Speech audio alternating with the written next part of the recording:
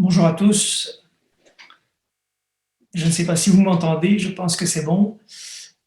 Oui, ok. Donc, ben voilà, bienvenue à tous à ce webinaire organisé par les différentes confédérations construction locale. C'est un webinaire qui a pour objet l'utilisation de drones sur vos chantiers. Hein. Il y a une nouvelle législation depuis janvier 2021 qui change un petit peu la donne et on va un petit peu brosser la thématique avec nos deux intervenants du jour, Jérôme Deneville, qui est caméraman, pilote instructeur d'avion et instructeur théorique à l'école du drone, et c'est lui qui va nous accompagner pendant toute la première partie de ce webinaire. On va un petit peu aborder donc la nouvelle législation, justement, les différents examens, le vol de drone sur vos chantiers et les différentes formations à disposition. Puis c'est Jean-Yves Leclerc qui est responsable pratique à l'école du drone qui va prendre le relais sur la partie questions-réponses. Vous avez déjà certainement participé à l'un ou l'autre webinaire de la Confédération de la construction, mais si ce n'est pas le cas, ben sachez qu'on va essayer peut-être de centraliser vos questions sur le chat. Donc, n'hésitez pas à utiliser le petit outil conversation pour poser vos différentes questions qu'on va un petit peu compiler et auxquelles Jean-Yves Leclerc répondra en fin de session. Voilà, je n'ai pas grand-chose de plus à dire. Je ne vais pas vous faire patienter plus longtemps. Je laisse la parole à donc Jérôme Deneville qui va vous présenter ce webinaire. Bonne conférence à tous. Bonjour à toutes et tous. Je vous avoue que c'est la première fois que je fais un système comme ceci, d'être tout à fait seul par rapport à un public nombreux. C'est un peu particulier. Je vais faire de mon mieux pour être le plus clair possible. Vous expliquez d'abord que la nouvelle législation, elle est née dans un souci d'harmonisation européenne. Le but, c'est que finalement, que vous voliez au Luxembourg, en France, en Hollande, peu importe, vous puissiez bénéficier d'une même dynamique législative. Ça n'empêche, je vous préviens déjà, que si vous avez des chantiers à l'étranger dans un pays européen, prenez bien garde de vérifier que il n'y a pas de petites marottes, des petites spécificités propres à chaque pays européen dans lequel vous voudriez évoluer dans le cadre de vos chantiers. Mais il y a quand même une structure qui est la même pour tout le monde. Depuis le 1er janvier, il y a une nouvelle norme qui est appliquée. Et cette norme, je vais, mettre mon petit... voilà, attendez, stop. Tac. Attendez. Tac, tac. Tac. Voilà. Je bouge ça. Voilà, donc depuis le 1er janvier, on a une nouvelle législation qui est appliquée pour l'Europe. Et donc, je vais essayer de faire le tour de la sauce à laquelle nous allons tous être mangés. Nous sommes déjà mangés à cette sauce depuis maintenant déjà. J'essaie de changer de page. Attendez, je découvre aussi mon... Ah, voilà. Alors, l'essentiel de l'activité du drone, elle est basée sur quoi? Elle est basée sur le risque. Que ce soit le risque par rapport au sol, par rapport à vos ouvriers, par rapport aux véhicules, par rapport aux personnes extérieures au chantier. C'est aussi le risque que vous apportez en évoluant en l'air par rapport à ce qui évolue dans le ciel, que ce soit les hélicoptères médicalisés, que ce soit les avions, mais aussi vous avez le risque par rapport à une fuite inopinée de votre drone qui pourrait aller dans un espace dans lequel il y a par exemple une entreprise Céveso. Donc, on se rend compte que le risque, il est énorme. Et le risque, il est lié à différents éléments. Vous avez à la fois le poids de votre drone, mais également à sa taille, mais aussi à sa vitesse. Il faut bien intégrer le fait que le risque va conditionner toute la législation. À partir du moment où on est conscient du risque, eh bien, on peut aborder le drone de manière sereine. Je vous mets déjà en garde, si vous n'êtes pas dans les critères qui respectent la prise de risque, le problème, il sera très simple. C'est-à-dire qu'en cas d'incident, en cas d'accident, les assurances se retournent directement contre vous. Je vous préviens déjà que, comme à la législation précédente, le premier et le seul responsable, c'est le pilote. Donc, l'essentiel est basé sur le risque. Il existe dans l'univers du drone trois familles. On va commencer par la dernière parce qu'on va tout de suite l'éliminer, vous allez le comprendre pourquoi. C'est la rouge, la Certified. C'est un risque qui est équivalent à l'aviation habitée. Pour ce faire, il faut des autorisations spécifiques, il faut tout un contexte qui s'approche, qui est directement lié à l'aviation habitée. On y retrouve le transport aussi d'armes, on y retrouve aussi le transport de produits dangereux. Ce sont des certifications qui nécessitent des drones équipés d'immatriculation. C'est le seul cas où on a besoin de mettre une immatriculation. C'est quand le drone est certifié. C'est une famille qui, je suppose, dans vos cadres d'activité, ne rentre pas du tout en ligne de compte. Nous l'écartons. Les deux familles qui vont principalement nous intéresser, c'est la famille Open et la famille spécifique. Qu'est-ce qui les différencie? La famille Open, c'est risque faible. On peut aller jusqu'à des drones de 25 kg. 25 kg quand même. Rappelez-vous le poids d'un sac de ciment. Vous imaginez ça venir sur votre tête, c'est déjà très lourd. Donc, dans l'Open, on peut aller jusque 25 kg. Contrairement au spécifique qui est au milieu de votre écran, on peut aller jusque 150 kg. On n'est déjà pas dans le même monde. Revenons à l'Open dans le cadre vert. Donc, on peut aller jusque 25 kg, ce qui est déjà énorme. On peut monter à des altitudes de 120 mètres par rapport au sol. 120 mètres par rapport au sol. Vous voyez le petit mot, les petites lettres AGL, c'est Above Ground Level. Chose particulière avec l'Open, on doit toujours voir son drone évoluer. Et ce, aussi bien de jour que de nuit, car en Open, on peut aussi voler de nuit. Ce qui, dans certains chantiers, je peux imaginer que ça peut être intéressant de prendre des vues la nuit. Donc, jour, nuit, on peut voler en Open, mais on doit voir son drone, on doit le voir évoluer. C'est pas juste une petite tache dans le ciel. Non, on doit le voir distinctement, on doit pouvoir le gérer pleinement. Le danger, vous l'avez peut-être déjà rencontré, c'est quand on fait une inspection de toit, d'un clocher, d'un bâtiment un peu conséquent. Le danger, c'est qu'à un moment donné, le drone aille se nicher derrière le bâtiment et là, le danger arrive, vous n'êtes plus en Open. Donc, la responsabilité est nécessaire, il faut voir son drone en permanence dans son évolution, de jour comme de nuit. Si vous ne respectez pas 120 mètres, si vous voulez voler avec une machine plus lourde, si vous voulez voler à une machine, mais que vous avez l'intention de voler sans perpétuellement voir votre drone, alors on doit quitter la famille Open et on doit aller dans la famille spécifique. Dans la famille spécifique, on a trois grandes orientations. On a la première orientation qui est que on se rend compte que d'un point de vue opérationnel, le législateur a pris conscience que on travaille tous pour certains domaines d'une certaine manière et qu'il est assez intelligent d'établir des scénarios standards dans lesquels on respecte une procédure d'application, voilà, de A à Z. Si vous pouvez faire une mission qui respecte un scénario standard, eh bien, à ce moment-là, vous pouvez suivre une dynamique spécifique, d'être en dehors de la logique Open, donc vous êtes un peu plus à risque, mais ça se limitera à juste faire une déclaration. J'ai oublié quelque chose de très important pour ce qui est de l'Open, donc ce qui est le carré vert à gauche, c'est qu'il est très intéressant de savoir que vous n'avez ni déclaration, ni autorisation. Vous n'avez aucun... vous travaillez libre. C'est-à-dire que vous ne devez pas prévenir l'administration de l'aéronautique, rien du tout.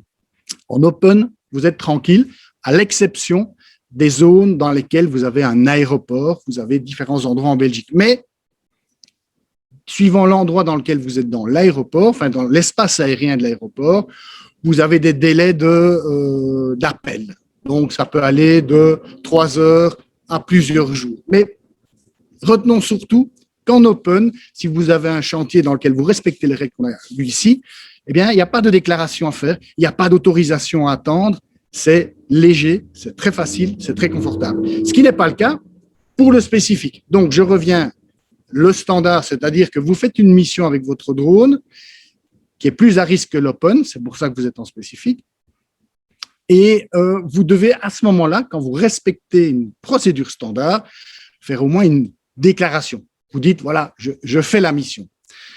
Si on est dans une situation où votre projet de vol est vraiment à risque, c'est-à-dire que vous devez survoler un rassemblement de personnes, si vous devez voler avec une machine d'un poids qui dépasse les 25 kilos, si vous devez voler à plus de 120 mètres, par exemple, eh bien, on doit faire ce qu'on appelle un SORA. Un SORA, c'est une étude de risque dans laquelle on va tenir compte bien des risques que l'on engendre par rapport au sol, par rapport à ce qui se passe au-dessus de vos têtes, mais aussi par rapport à des infrastructures qui pourraient être Céveso. Donc, si vous avez un projet bien spécifique, il faut faire une étude SORA, c'est-à-dire que vous allez d'abord établir le scénario que vous voulez faire par rapport à votre mission. Une fois que vous savez faire, une fois que vous avez déterminé ce que vous vouliez faire, vous devez déterminer, qu'est-ce que ça va engendrer comme risque. Une fois que vous avez déterminé les risques, vous dites, pour pallier au risque, j'ai des solutions. Et donc, vous développez ces solutions. Et à ce moment-là, vous devez justifier que vos solutions aussi soient pertinentes, valables, crédibles. Et c'est seulement à ce moment-là que vous avez un dossier que vous remettez à l'administration de l'aéronautique. C'est payant, c'est de l'ordre de 700 €. Et vous avez une étude qui doit permettre de corroborer avec ce que vous dites. Et que si ça marche, si ça correspond aux critères de l'administration de l'aéronautique, à ce moment-là, vous bénéficieriez d'une autorisation. Autorisation. Donc, le scénario standard, c'est juste une déclaration. Quand c'est un SORA, c'est une autorisation qui est demandée préalablement. Et enfin, il y a le troisième cas qui s'appelle LUC, mais vous allez tout de suite l'oublier, c'est quand vous avez un organisme, vous auriez une entreprise énorme dans laquelle vous avez la possibilité de faire de l'auto-certification. Vous imaginez, ce sont des scénarios qui sont accessibles uniquement à des sociétés qui ont les reins très, très solides et des capacités d'ingénieurs, de services administratifs, etc. Ça ne nous concerne pas. Donc, les deux scénarios qui nous intéressent, c'est l'open. Ça vous intéresse tout de suite parce que c'est directement applicable et ce sera facile à gérer puisqu'il n'y a pas de déclaration, il n'y a pas d'autorisation. Chose importante à savoir pour vous, en open, il y a quelques impositions à avoir en termes de compétences théoriques. Vous avez un niveau qui s'appelle A1, A2 et A3. Cette appellation est un peu biscornue, mais enfin, retenons A1, A2, A3. Quand vous êtes dans des situations où le risque est vraiment faible, nous allons le voir ici un peu après, eh bien, on se limitera à l'âge de 14 ans et on se limitera à des vols dans des circonstances très conditionnées où la limite de risque est très faible. Ce seront, pour ces examens théoriques, des examens qui seront faits en ligne sur le site de l'administration de l'aéronautique. Il y a la possibilité de les préparer par vous-même, chez vous, tranquillement. Ça, c'est le A1, A3. Et le A2, c'est un examen qui la demande un petit peu plus d'effort, mais qui surtout vous impose de présenter l'examen à l'administration de l'aéronautique. Voilà. Pour ce qui est de vouloir travailler spécifique, ce sera donc l'A2. Donc, c'est un cours théorique que vous pouvez préparer par vous-même ou donner par l'école du drone, mais l'examen se fait à l'administration de l'aéronautique. Donc, l'open, on verra, c'est assez léger. On va passer… Attendez, hop, hop, hop. Alors, pour ce qui est des impositions, donc, il est important de savoir, si vous avez un drone ou si vous voulez acquérir un drone, il y a donc les examens théoriques qu'on a évoqués. Et là, je suppose que Jean-Yves y reviendra peut-être tout à l'heure. Mais il y a une chose très importante, c'est que chaque opérateur, chaque personne qui veut manipuler un drone doit s'inscrire comme opérateur. C'est une démarche qui est très simple. Vous faites ça avec ITSMI ou avec votre carte d'identité. Il y a une adresse qui est reprise sur le site de la DGTA. Et donc, vous devez vous inscrire. À ce moment-là, vous allez obtenir un numéro d'enregistrement qui est précédé, pour nous qui sommes en Belgique, précédé par BE. Puis vous avez un tas de lettres, de chiffres, etc. À quoi sert cette information? Elle sert tout simplement à vous identifier. Et cette information, on la retransmet, on la met sur un petit sticker qu'on va coller sur le drone.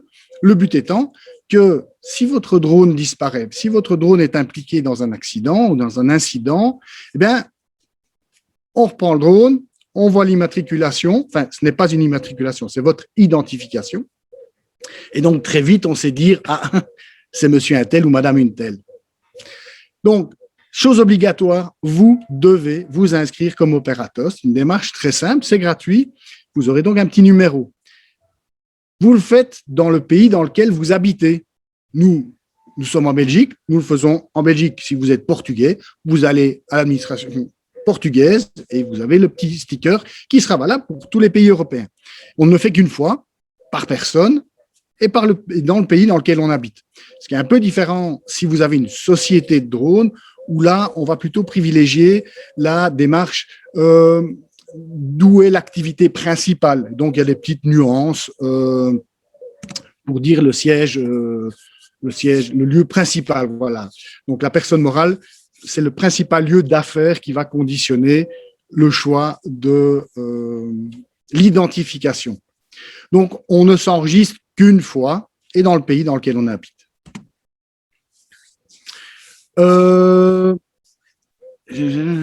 Donc, on rappelle ici que ne sont immatriculés, parce qu'avant, on immatriculait les drones. Heureusement, ça, c'est fini.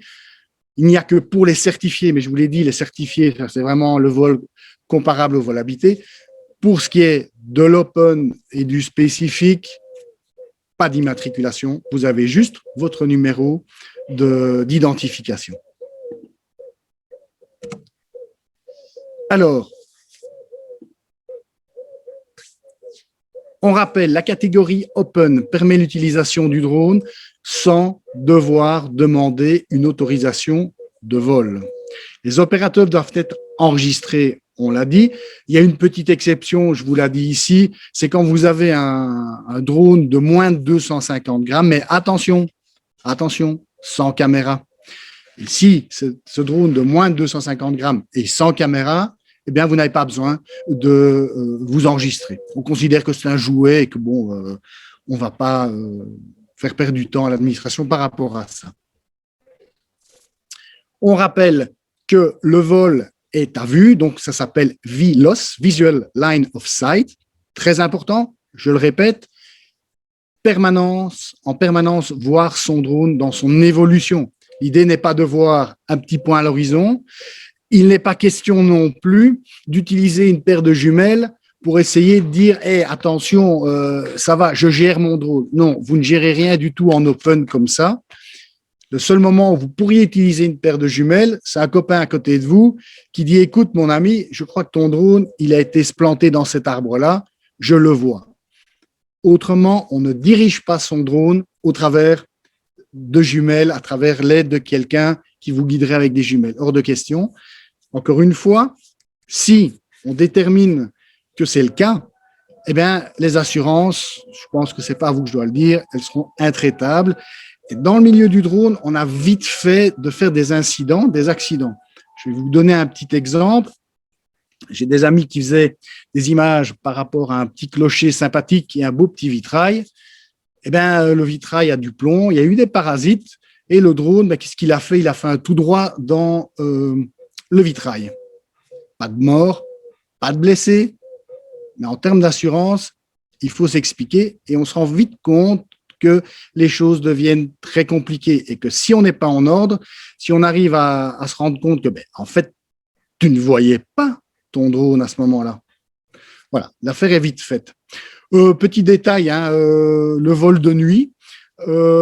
n'est pas interdit, je l'ai dit, mais alors, pour votre information, le vol de nuit, c'est quand? La nuit, c'est 30 minutes après le coucher du soleil et jusqu'au moment où 30 minutes avant le lever du soleil. C'est la nuit. Alors, chose très importante, il est interdit de survoler des rassemblements de personnes. Il est interdit de survoler des rassemblements de personnes. Alors, qu'est-ce que c'est que des rassemblements de personnes? Alors, ça va dans tous les sens. Je vous dis tout de suite, le rassemblement de personnes, ce n'est pas une question de nombre de personnes. Vous pouvez être à 5 et être un rassemblement de personnes. Vous pouvez être à 1000 et ne pas être un rassemblement de personnes. C'est quoi la nuance? La nuance, elle est simple. C'est que si vous êtes au-dessus d'un groupe de personnes qui n'ont pas la possibilité de fuir le danger, donc si vous êtes à 5 et qu'on est par exemple ici dans le coin de la terrasse, là on est dans un rassemblement de personnes. Et si le drone a un problème d'évolution et qui vient à tomber, personne ne sait échapper au risque. Donc, rassemblement de personnes. Une autre notion qui est abordée, qu'on va aborder, c'est à l'opposé du rassemblement de personnes, c'est le survol de personnes impliquées ou des personnes non impliquées. Oui, c'est des petites notions qui sont très importantes.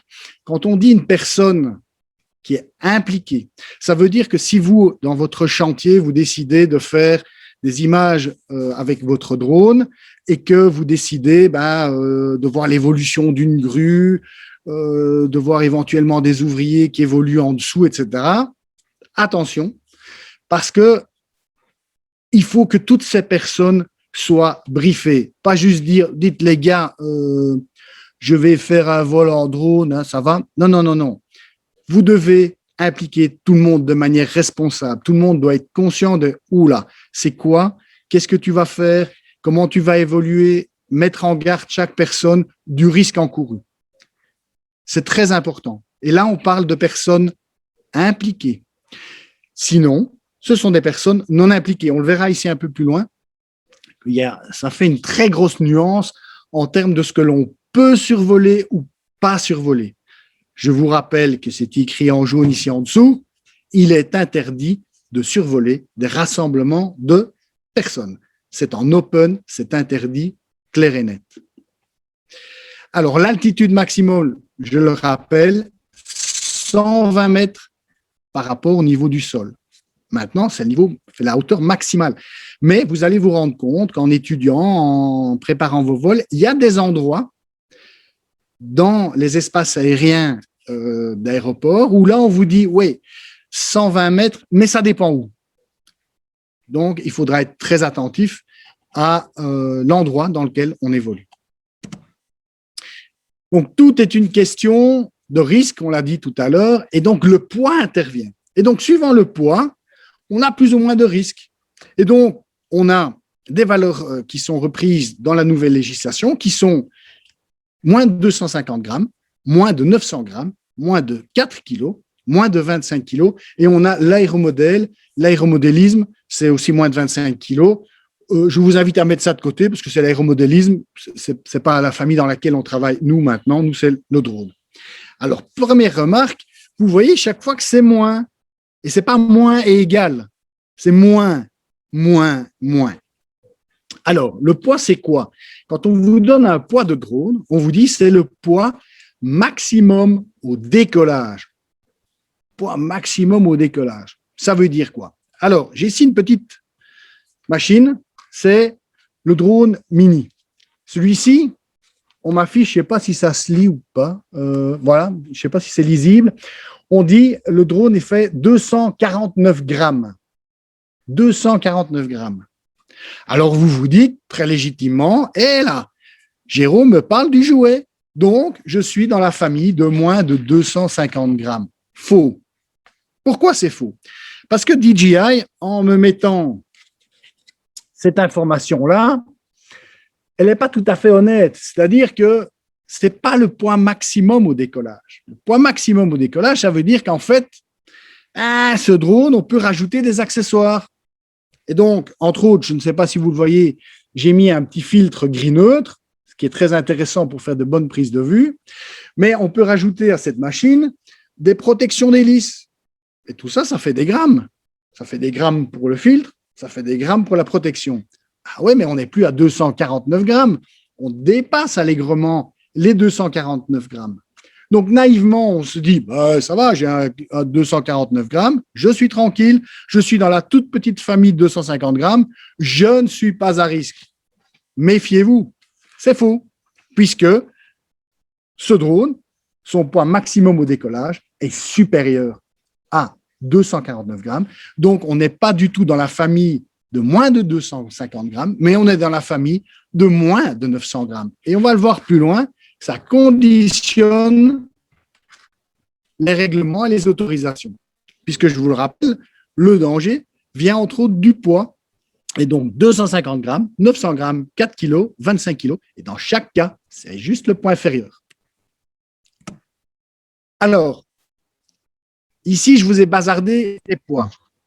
Le problème, c'est qu'il y a une période de transition, ce qui ne va pas nous arranger du tout. Ça veut dire que pendant l'année 2021-2022, les poids que j'ai évoqués ici, donc 250 grammes, 900 grammes, 4 kilos et 25 kilos, eh bien, ce ne sera pas d'application directement pour cette année et l'année prochaine. Alors, qu'est-ce qui se passe? On va se rendre compte que dans la famille, qu'on va détailler plus loin, donc au lieu de parler de 900 grammes, on ne parlera que de 500 grammes.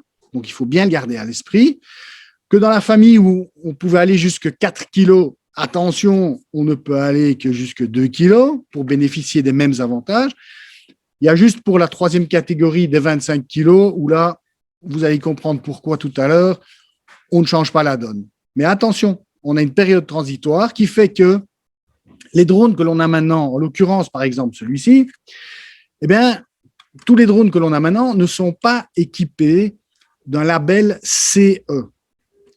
Donc ça, il faut aussi se rendre compte, c'est que la nouvelle législation, elle est efficace dans la mesure où on est équipé d'un drone CE. Le problème, c'est qu'à l'heure actuelle, il n'y a pas de drone CE. Et donc, en attendant que les drones soient équipés de notices CE, eh bien, on doit se référer à la mesure transitoire. Donc, attention, donc les normes européennes, on parle bien 250, 900, 4 kilos, 25 kilos, mais tant que les drones ne sont pas équipés de CE, on doit absolument suivre la période transitoire, donc les éléments qui sont repris ici. Ici, c'est un petit schéma qui reprend un petit peu de manière simpliste ce que l'on peut faire. Je vous informe quand même que quand on dit 120 mètres de hauteur par rapport au sol, il faut savoir que moi, par exemple, avec un élève pilote, je peux voler, ça peut aller jusqu'à 150 mètres. On a juste 30 mètres entre nous deux. Donc, ça veut dire que si l'élève de mon côté n'est pas trop performant et si le droniste n'est pas trop sérieux, on est en zone de confrontation sérieuse. Il faut bien vous dire que même un objet de ceci, comme ceci, de 250 grammes, qui est quand même équipé d'une caméra HD 4K, eh bien, ceci projeté sur un plexi d'un hélicoptère, ça ne fait pas juste un petit impact, ça peut le trouer, parce qu'évidemment, il y a le poids, mais il y a la vitesse. Alors, on va voir un petit peu en détail les différentes opportunités suivant le poids des machines. Je vous rappelle qu'ici, nous sommes en open et qu'en open, pas d'autorisation, la gestion est facile. Et j'espère que pour vous, ce sera le maximum de situations où vous pourrez utiliser ce système-là. Attendez, je prends mes petites notes comme ça, je suis plus à l'aise.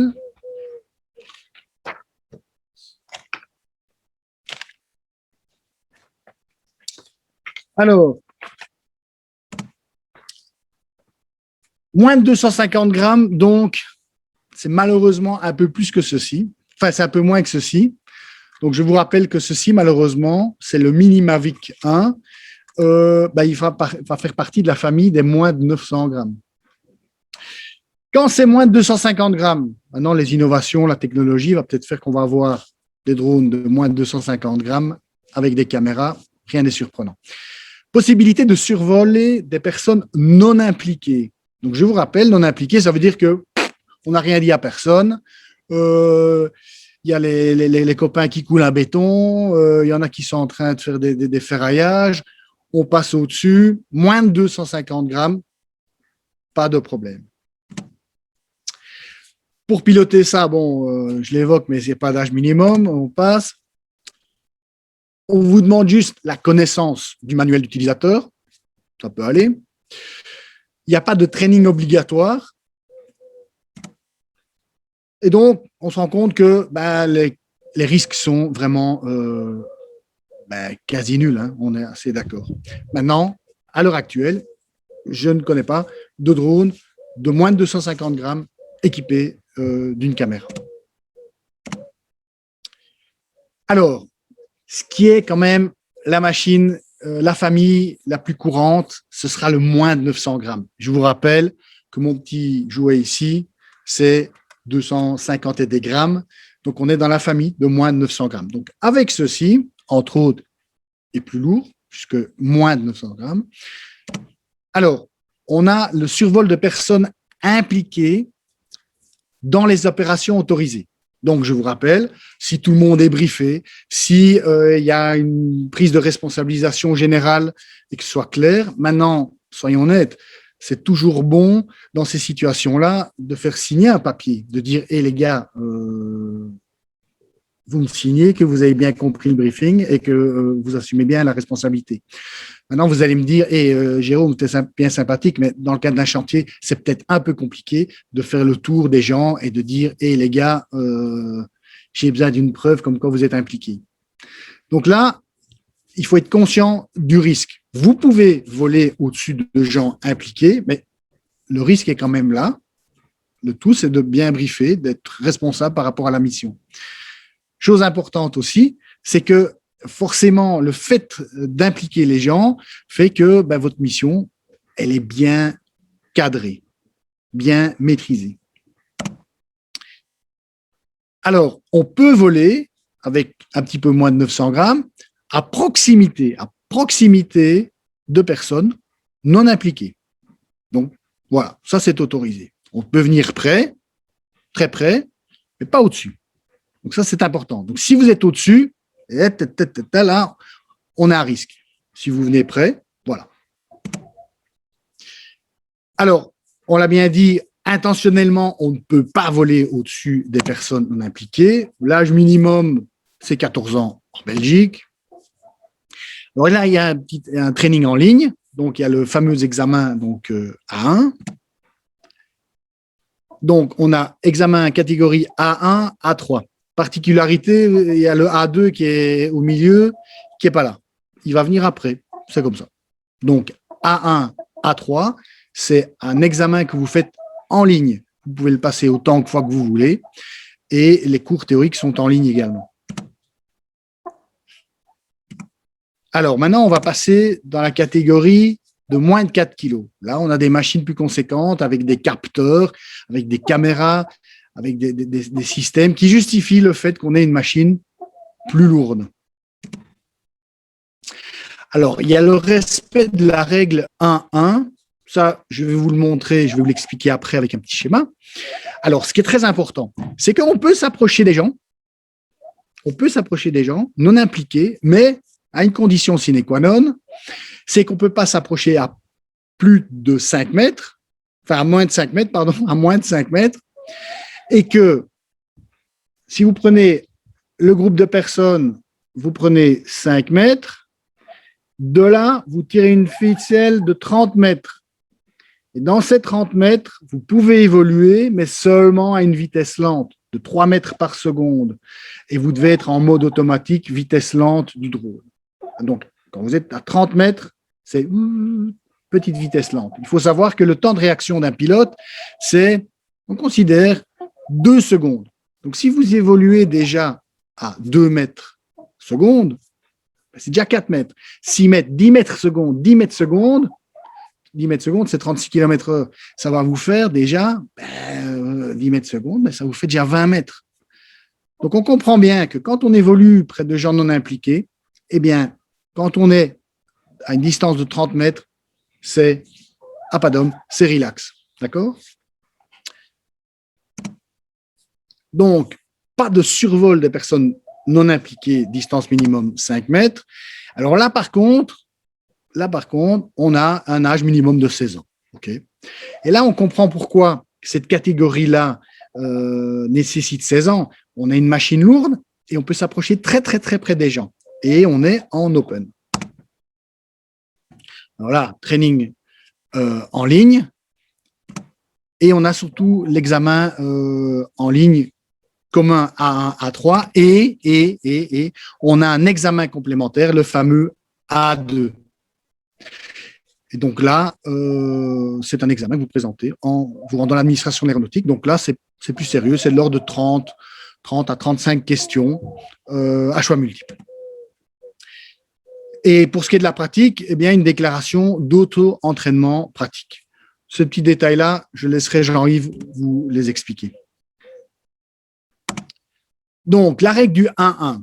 Donc, si on a nos groupes de personnes, on considère donc c'est 5 mètres, on doit être à 5 mètres. Au-delà, si vous voulez, par exemple, je dirais, moi, j'aimerais bien voir mon groupe de gens. J'ai des gens qui sont en train de couler une dalle de béton. J'aimerais bien être à 10 mètres d'eux. Si vous voulez être à 10 mètres, il faut être à 10 mètres de hauteur. Donc, si vous voulez monter à 10 mètres, il faut à 10 mètres de distance. D'accord? Si vous voulez être à 25 mètres de hauteur, 25 mètres de hauteur, vous vous écartez de 25 mètres. Et ainsi de suite. Donc, le but, c'est qu'à tout moment, on veut empêcher, éviter le survol des gens. Donc, dans ce cas de figure, puisque je vous rappelle, ici, on a une machine qui fait un petit peu moins de 4, qui peut aller jusqu'à un petit peu moins de 4 kilos. C'est lourd. Vous imaginez ça sur la tête, c'est catastrophique. Donc, le principe du 1-1, c'est que vous voulez voir votre groupe à une certaine hauteur, eh bien, cette hauteur-là, ce sera en même temps l'écartement par rapport à vos personnes. Alors, la catégorie Open A3, alors là, c'est la particulière, puisque en fait, on ne peut avoir que 14 ans. Pourtant, c'est jusqu'à 25 kilos. 25 kilos, vous imaginez? Mais la subtilité, c'est qu'on fait ça dans des espaces qui sont à 150 mètres des zones résidentielles, à 150 mètres des zones commerciales, des zones récréatives, des zones industrielles. 150 mètres, on est loin.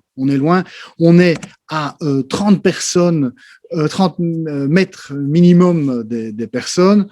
Et donc, il y a toute une dynamique qui fait qu'en termes de sécurité, cette masse de 25 kilos, elle est loin des problèmes. Et donc, on accepte très aisément qu'un jeune homme de 14 ans, une jeune femme de 14 ans puisse voler cette machine. Chose intéressante aussi, c'est que dans cette dynamique où on est loin, à 150 mètres de ce que je vous ai dit, de zones récréatives, de zones industrielles, etc., on peut également alors y faire de l'entraînement. Donc, avec des machines plus petites, on peut faire l'entraînement parce qu'on considère que s'entraîner dans des terrains avec de tels critères, eh ben, le risque est minime et donc il n'y a pas de danger. Donc, l'examen aussi, ça fait partie de A1, A3. Je vous rappelle que le A2, c'est quand vous avez des machines juste de moins de 4 kilos. Mais ça, on a le Jean-Yves qui va vous en parler. Ici, nous, ce que l'on développe, c'est la responsabilisation et la conscientisation de la prise de risque. Pour ce faire, on met l'accent sur une vraie approche théorique et pratique. Maintenant, si vous voulez juste la logique open, donc on l'a vu, c'était la version la plus légère, mais en même temps, qui vous met quand même dans une réalité aéronautique spécifique, vous pouvez le faire rien qu'en ligne. Et surtout, ce qui sera pertinent alors par la suite, c'est de faire 5 séances en cours particulier où là, vous avez tout un training, tout un conditionnement qui s'apparente vraiment à une dynamique très professionnelle qui est un copier-coller presque de l'aviation professionnelle. Et donc là, il y a une petite formule, mais ça, je vais laisser Jean-Yves développer ça. Il y a une formule qui se dit spécifique, dans laquelle on a la partie où on a évoqué tout à l'heure, on peut voler, si on ne sait pas respecter les critères open, on peut voler dans des critères plus, où le risque est plus accru. Et à ce moment-là, on préfère vraiment que les personnes suivent les cours, non pas en ligne, le théorique, mais de le suivre vraiment en cours, qu'on puisse avoir une dynamique constructive, question-réponse. Et là, on va beaucoup plus loin parce que, honnêtement, je veux dire, c'est bien beau de réussir un questionnaire à choix multiples, mais le but pour franchement minimiser le risque, c'est de comprendre ce que l'on fait. Et vous avez l'aspect pratique, où là, je l'ai évoqué, où là, on s'inspire directement du monde de l'aviation pour gérer sa mission, son vol, avec le maximum de pertinence et de sécurité. Voilà, je crois que j'ai fait le tour. Maintenant, je ne sais pas très bien. Ici, c'était un peu un monologue, donc je vous avoue que c'est un peu spécial pour moi. Mais voilà, je laisse la main à l'amiral. Écoute, je pense qu'il n'y a pas énormément de questions dans le chat. Maintenant, n'hésitez pas si vous avez. Il y a Renaud qui indique que son Mavic Mini pèse 246 grammes en ordre de vol. Donc voilà, peut-être que si toi ou Jean-Yves, vous voulez parler peut-être aussi des drones les plus utilisés pour le moment, ou en tout cas peut-être citer quelques références qui vont faire partie des drones que les différents entrepreneurs qui sont connectés pourraient utiliser, parce qu'on connaît évidemment la gamme DJI, j'imagine qu'elle est quand même un peu connue de la part des entrepreneurs, puisque c'est disponible dans le commerce, par exemple les MediaMarkt, les Fnac, etc. Donc c'est disponible facilement. Il y a peut-être d'autres marques. Enfin, voilà, je vous laisse peut-être répondre à la question qui n'en est pas une, mais sur quel type de drone on peut voler, quelle marque et quelle référence vous nous donnez-vous? Voilà, je peux peut-être faire le topo. Ouais.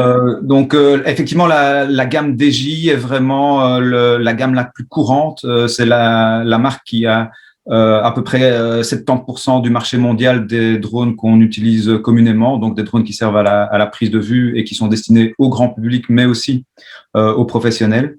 Et ils sont en train de s'adapter à la nouvelle législation et on peut utiliser leurs machines dans le cadre de la nouvelle législation, dans le cadre de la transition. Alors, il faut savoir qu'on vit dans une période pour le moment qui est assez difficile au niveau des drones. On est très, très vite limité par les catégories en période de transition, mais on voit que tout ça est en train de se mettre en place. Donc, comme Jérôme l'a dit, il n'y a pas encore moyen d'avoir des drones qui sont catégorisés avec le fameux C0, C1, C2, C3 qui permettent d'être directement reliés à une catégorie. Mais on a quand même des drones qui correspondent plus ou moins aux catégories. Par exemple, le petit Mavic Mini qui pèse 249 grammes annoncé en fait un tout petit peu plus. Donc, on va dire c'est pas une catégorie C0 qui permettrait de voler au-dessus de n'importe qui, n'importe quand. Mais on a quand même un drone très intéressant parce que il est de toute façon en catégorie C1 et ça veut dire qu'il peut s'approcher des personnes.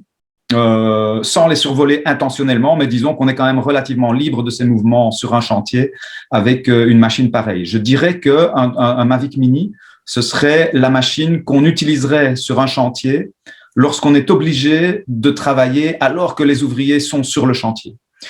Si vous êtes obligé de filmer pendant qu'il y a des gens qui se baladent sur le chantier avec une machine plus importante, ça va tout de suite poser un problème. Donc, si je dirais, voilà, d'un point de vue pratico-pratique, vous avez besoin d'un drone et il faut absolument pouvoir filmer n'importe quand. Je dirais que le Mavic Mini, c'est encore la machine la plus adaptée pour ça. Sinon, on va monter en qualité avec des drones comme le Mavic Pro 2 ou le Phantom 4, mais à ce moment-là, on va passer dans une catégorie différente et en période de transition, il faut savoir qu'avec ces machines-là, on doit être à 50 mètres des personnes. C'est en période de transition une des restrictions qui sont imposées à la catégorie A2. La catégorie A2 qui est normalement faite pour permettre de voler avec un drone qui est quand même relativement lourd à proximité des personnes. Et bien, pour le moment, ça ne marche pas.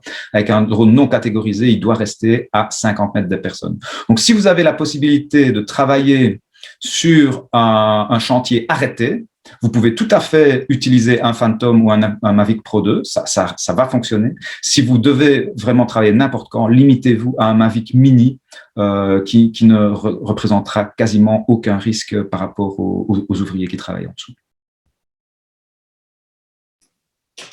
Ok, super. Justement, il y a une question qui revient aussi là-dessus, c'est quel drone conseillez-vous pour la prise de mesures en toiture? Je pense que voilà, tu y as un peu répondu, mais si tu veux.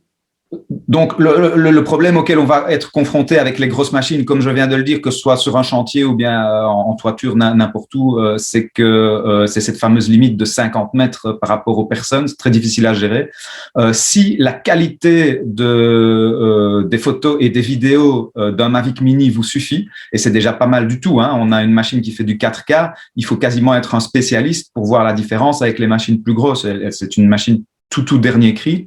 Elle est de plus beaucoup moins chère que ses concurrents. On est à peu près à 600 € de budget pour un Mavic Mini. Si la qualité de ce genre de machine est suffisante, n'allez pas vous tracasser avec quelque chose de plus lourd parce que ça ne fera que des tracasseries administratives en plus et des sorties des clous au niveau de la législation qui font que si vous avez un problème, vous risquez d'avoir des difficultés à expliquer ce qui s'est passé à l'assurance. Tandis qu'avec un Mavic Mini, bon, franchement, ça devient les risques d'impact mortel sont quasi nuls et les risques d'accident sont faibles, on va dire.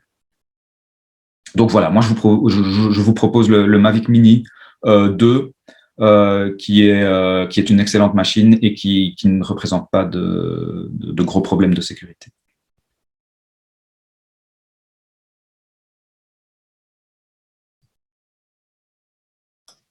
Ok, ben voilà, pas d'autres questions d'emblée ici.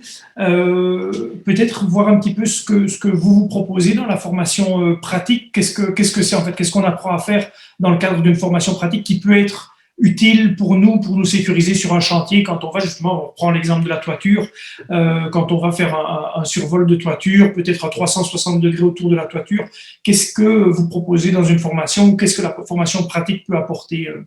Alors, il y a deux grands aspects dans la formation pratique. Il y a l'aspect être capable de préparer son vol et d'être capable de comprendre tous les risques qui entourent ce vol. Ça veut dire acquérir une méthodologie pour préparer son vol de manière à couvrir tous les aspects qui peuvent poser problème.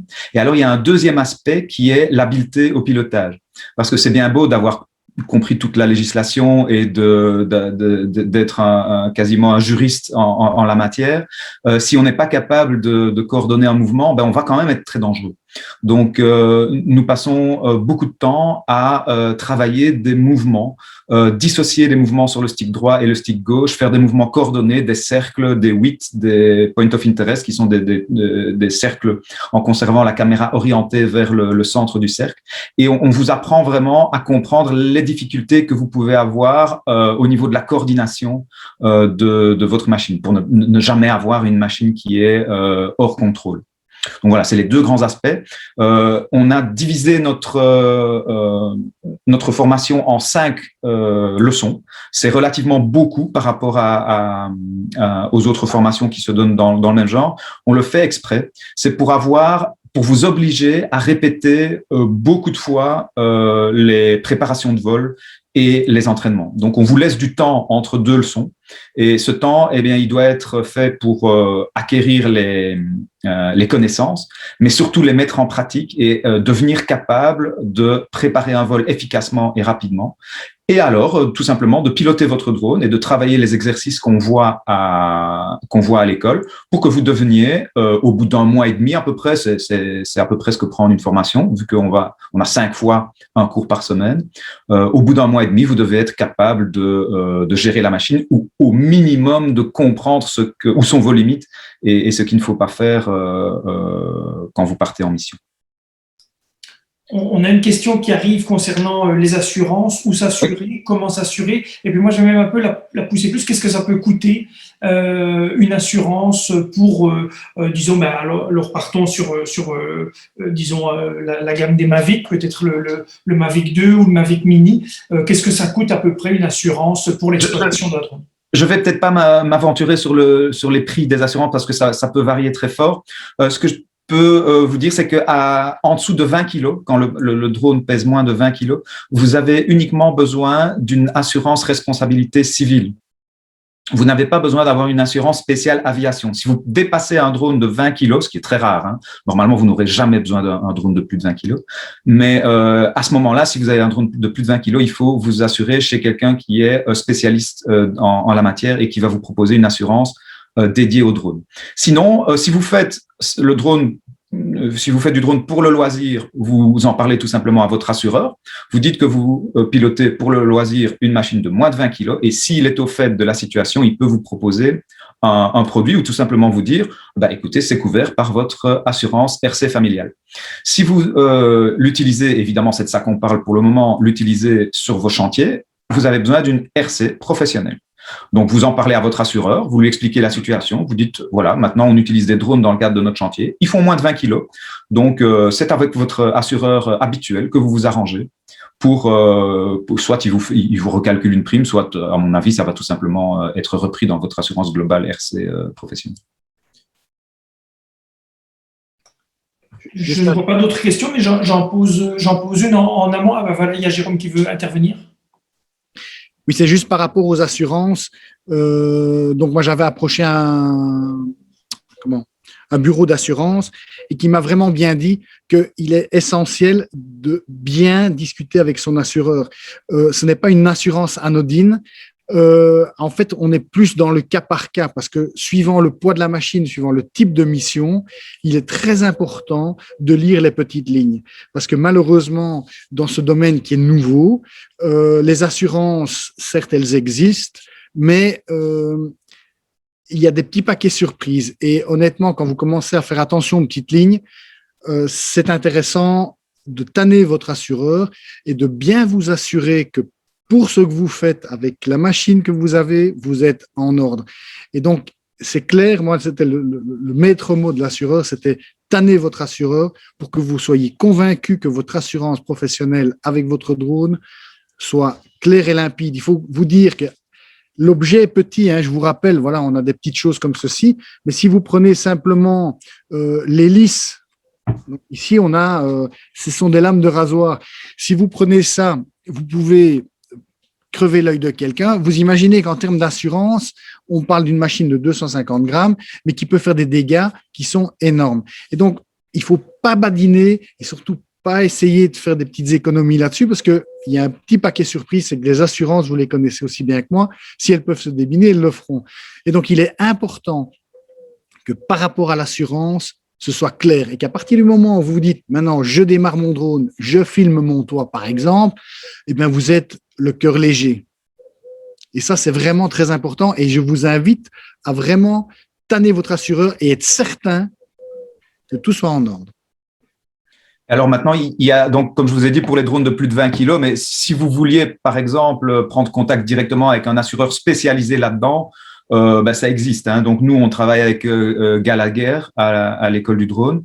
C'est une société d'assurance qui a vraiment fait sa spécialisation dans l'assurance de drone, entre autres, mais ils sont spécialisés là-dedans. Donc, si vous pouvez passer par Maxime pour avoir des coordonnées si nécessaire. C'est donc moi, Maxime, je ne m'étais pas présenté avant de démarrer. On arrive au bout du webinaire. On reste encore un petit peu s'il y a des questions. Moi, j'en ai encore deux, mais à voir si vous savez, si vous avez envie d'y répondre et si on a encore le temps pour ça. Je me disais peut-être, Jean-Yves, quelques tips peut-être avant de décoller. Pour les entrepreneurs qui ont déjà un drone, qui font déjà des petites missions jusque-là, qui le faisaient un petit peu peut-être sans trop savoir. Est-ce qu'il y a 2-3 trucs auxquels on doit vraiment faire attention avant de décoller, avant d'aller filmer notre toiture, pardon. Voilà, 2-3 éléments comme ça peut-être pour assurer un vol en toute sécurité. Et puis peut-être une dernière question pour clôturer. Quelles seraient les applications ou quelles sont selon vous un peu les applications futures pour les entrepreneurs entrepreneurs dans les secteurs de la construction de l'utilisation d'un drone. Voilà, vous répondez à ce que vous pouvez, et puis on laisse le chat encore un petit peu ouvert pour clôturer ce webinaire. Alors, pour ce qui est des trucs avant le décollage, ben, il y en a beaucoup. On pourrait y passer des heures. Ce que je conseille surtout, c'est d'avoir une checklist qui reprend tout ce que vous devez vérifier avant de partir. Que ce soit pour la préparation de votre vol au domicile, parfois quelques jours et quelques semaines avant de faire le vol, la préparation du vol avant de partir, on vérifie la météo, on regarde si tout est bon, et alors avoir une méthodologie pour une méthodologie pré-vol qui ressemble à celle qu'on utilise en aviation, une checklist que vous connaissez par cœur ou bien que vous avez par écrit ou bien les deux. Et en tout cas, si vous ne l'avez pas par écrit, vous devez absolument la connaître parfaitement, où vous avez tout ce qui doit être vérifié qui est présent. Et pour savoir ce qui doit être vérifié, ben, ça demande quand même pas mal d'implications, rien que pour comprendre exactement tout ce que vous devez passer en revue avant de décoller. Ça demande un savoir-faire. Jérôme? Oui, juste une chose pour tous ceux qui ont déjà un drone, je vais vous demander de retenir trois lettres. R, F, M. Read the fucking manual. Trop de gens utilisent un drone comme ils utiliseraient leur téléphone, c'est-à-dire de manière intuitive, sans connaître le système. Et le gros danger des utilisateurs de drones, c'est d'utiliser une machine qui est extraordinaire, parce que toutes ces drones sont assistés de manière magistrale, mais le danger, il vient de là. C'est que les gens ne connaissent pas leur machine et que, de ce fait, quand ils sont dans la moindre petite situation de stress, ça tourne à la catastrophe. Il faut vous rendre compte, je vous préviens quand même ceux qui font déjà du drone, qu'à partir du moment où vous perdez votre drone, qu'on ne sait plus où il est, vous rentrez chez vous, vous ne l'avez pas dans votre voiture, il a disparu, c'est considéré comme un accident grave. Donc, il faut bien être attentif au fait de connaître son manuel et que de manière un peu régulière, se forcer quand il fait mauvais temps, que le chantier est bloqué, ben, prenez un peu de temps, ouvrez le manuel, testez les options, testez vos compétences par rapport à l'outil. C'est évidemment une part importante à prendre en compte dans votre compétence et dans votre sécurité, dans la réduction de risques. C'est connaître votre drone.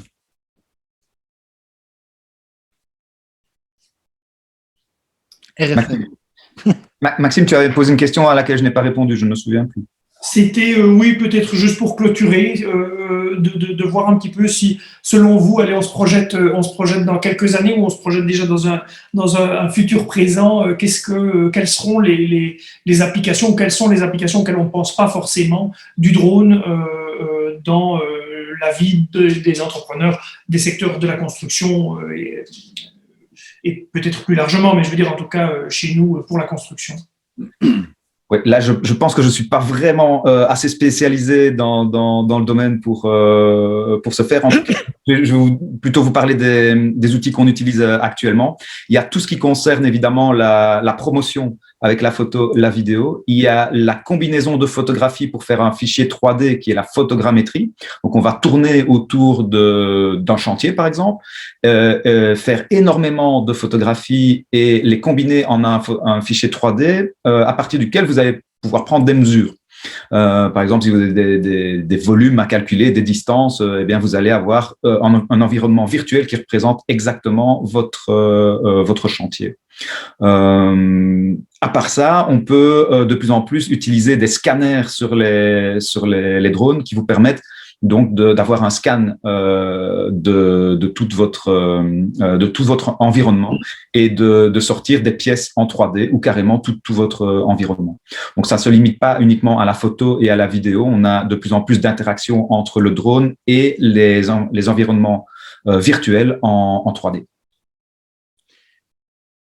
Oui, juste pour ajouter, je ne sais pas si on m'entend, juste pour ajouter, en fait, l'avantage du drone, moi qui étais pilote d'hélicoptère pendant quelques années, clairement, je me rends compte que le drone, la limite, c'est simplement l'imagination.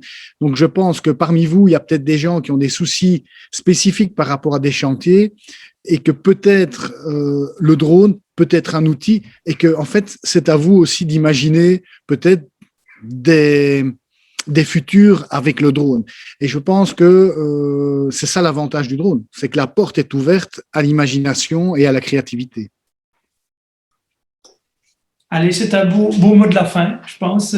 S'il n'y a pas d'autres questions, si vous voulez rien rajouter, moi je vous remercie au nom de tous les entrepreneurs, de tous les membres de la Confédération de la construction qui étaient présents pour ce webinaire, pour la clarté de votre présentation. Et puis, s'il y a des questions, vous pourrez voir le replay très bientôt via nos réseaux. Et puis, s'il y a des questions, vous les adressez à vos différents référents dans les chambres locales. Voilà, je vous souhaite à tous une excellente soirée. Allez profiter un peu du soleil encore. Et puis à très bientôt pour un prochain webinaire. Merci à tous. Merci à vous en tout cas. Au revoir et bon vol. Merci.